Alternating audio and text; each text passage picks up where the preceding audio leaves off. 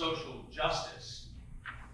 In the 1960s, I was actively involved in civil rights and Vietnam War protests. So I think I had in me, without having anybody consciously steer me in that direction, a predilection for social justice. It probably makes some sense to start earlier. I grew up in Southern California in Anaheim, so there was a certain conservative Republican Orange County point of view from my parents that never quite took root. For a while I thought I'd become a lawyer, so I majored in political science. I decided to attend UC Santa Barbara to play football, but that didn't work out. I became more active in the various movements at the time. This was the height of the civil rights era and the Vietnam War. 1968 was a pretty turbulent year.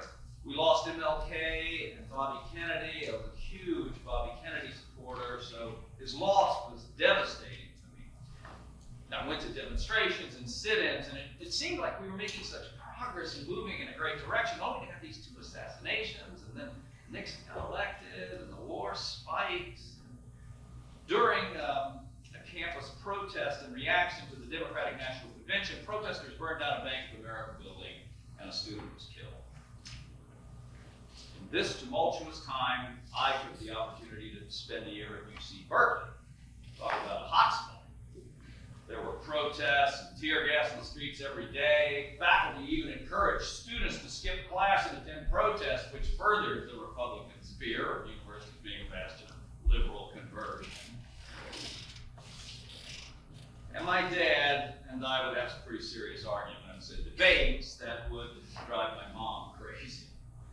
My dad, the conservative Orange County Republican who's been in favor of the war, actually changed his mind over it. I can remember the moment that he said, I have come to the conclusion the Vietnam War is wrong. I graduated in 1970, but not before dropping out of school for a period of time to backpack around Europe. Because of this, I became eligible for the draft. This happened at a time when the draft lottery occurred, and I was lucky enough to receive a high number that was never called. One lottery I ever won. Despite our disagreements, my parents were very supportive of me. I was the first in my family to receive a college education, and my parents didn't want me to squander that. When I was doing odd jobs in construction after graduating, they were probably thinking, well, that's not something that fits a college education. But it was important to me. I got to work with good people who were skilled but didn't have the same education that I had. And at the time, it's hard to get hired if you had long hair. I found a job working in the kitchen of a restaurant, but they wouldn't let me out into the dining room because they didn't want somebody who looked like me to be seen in public. Not long after graduating, a friend of mine called to say there was a camp opening in Utah, and they were hiring. It was the United Cerebral Palsy of Salt Lake City. So he said, come, work with me, we'll have a great summer. I wasn't employed this summer. I said, okay. Threw my stuff in my VW bus, I drove to Utah. When I got there, they found the camp was still under construction. It wasn't even done being built. Trailer from an office, and a lot of dust, so I built the camps. I remember the first time I thought this was a job for me. I used to drive people to and from camp, and that's how I met Dora May. She was in her 20s and had Down syndrome, and as we drove, she'd be talking, and I couldn't understand a word she was saying because people with Down syndrome often have disfluency. She was so excited to be going to camp. And over time, I learned to understand her. Gosh, she was such a delight. After doing this work for the summer, I thought this was something I could be doing for a career. But I found myself sliding back into old habits, getting a job in construction.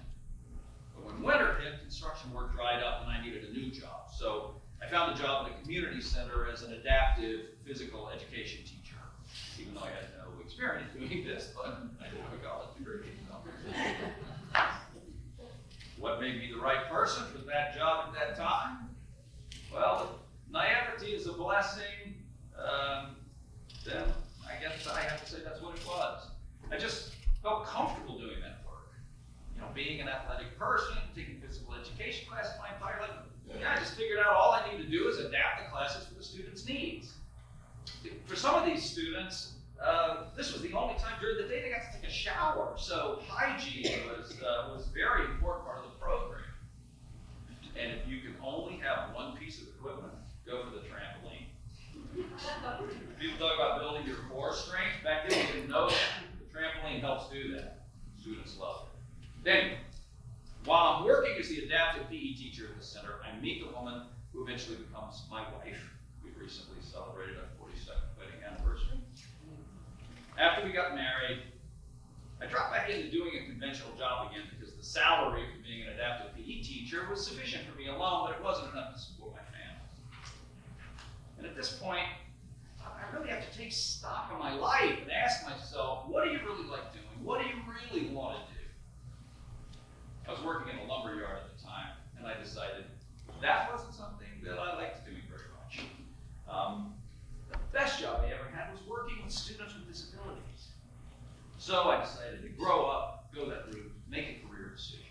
Went to the University of Utah to get a teaching credential and a master's degree.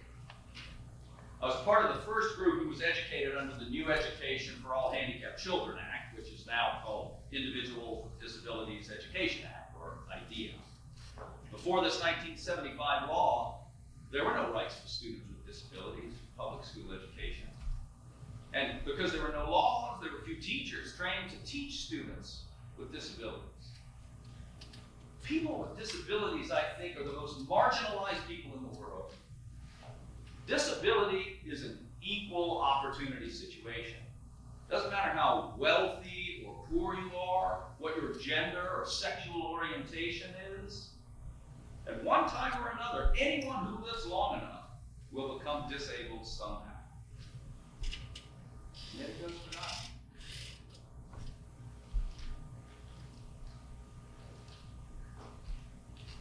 I came to LMU in 2005 as the academic vice president.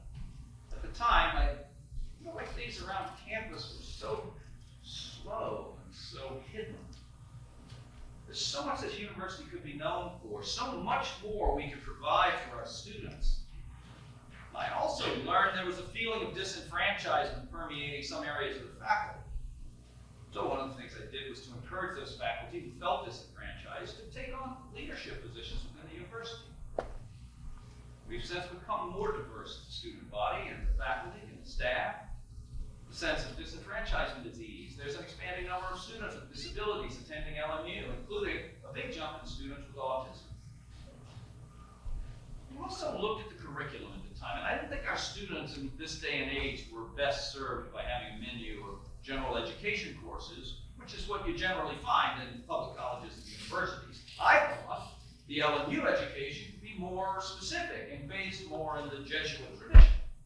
I strongly encouraged the revision of the core curriculum, which hadn't been touched in 30 years. It needed serious modernization and revision. Now, it might sound funny to people outside of higher ed to hear that faculty might be resistant to revised curriculum, but there was a strong attachment to the way it was. Change was contentious. I was a bit of a lone ranger pushing for change. It didn't get done during my tenure as chief academic officer, but it did the year after I left. When the faculty finally voted, it was approved with an overwhelming majority. Turns out there was a large group of faculty who favored the idea, but simply didn't want to speak up. LMU is a different place today.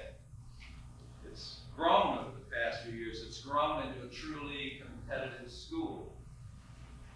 I set a goal for us to have an enrollment of at least 5 students to be from international locations. We've now surpassed that number, now 7 to 8%. I'm pleased with the direction LMU has gone. Things are definitely better. I don't believe I accomplished anything on my own. I had the opportunity to work with and hire a number of really influential people who brought excellent ideas with them, and they helped transform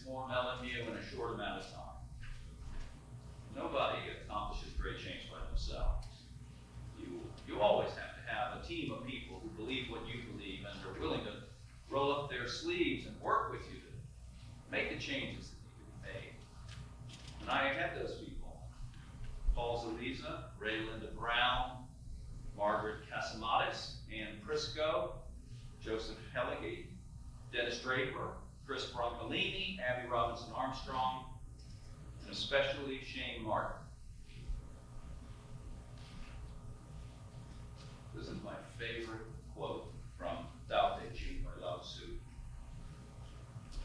He said that most loved leaders are transparent and kindly. The most hated leaders are those that are dictatorial. The greatest leaders are those that seem unrecognized. And then the people say, we did it ourselves. That's a passage that's never too far from my thinking. In my time here at LMU, the most important thing is making the campus more accessible to all faculty, staff, and students.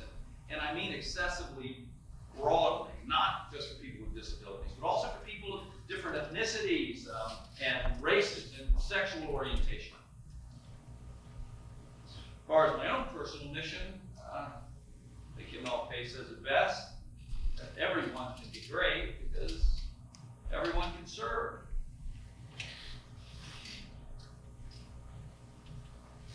I'm retiring